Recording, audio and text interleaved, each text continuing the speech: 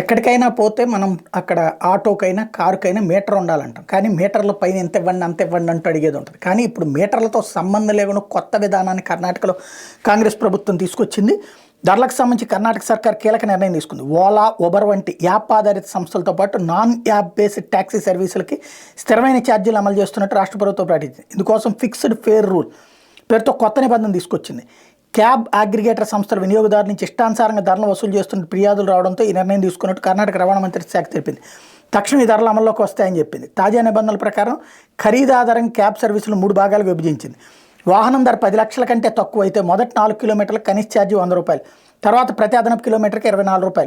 Car ఖరీదు 10 లక్షల నుంచి 15 లక్షల మధ్య ఉంటే కనీస ఛార్జీ ₹115, అదనపు కిలోమీటర్ ₹28గా నిర్ణయించారు. వాహనం ధర 15 లక్షలు దాటితే తొలి 4 కిలోమీటర్ల కనీస ఛార్జీ ₹130, తర్వాత ప్రతి కిలోమీటర్కు ₹32 చెల్లించాలి. క్యాబ్ బుక్ చేసిన తర్వాత మొదటి 5 నిమిషాలు వెయిటింగ్ ఉచితం, తర్వాత ప్రతి నిమిషానికి ₹1 ఛార్జీ వర్తిస్తుంది.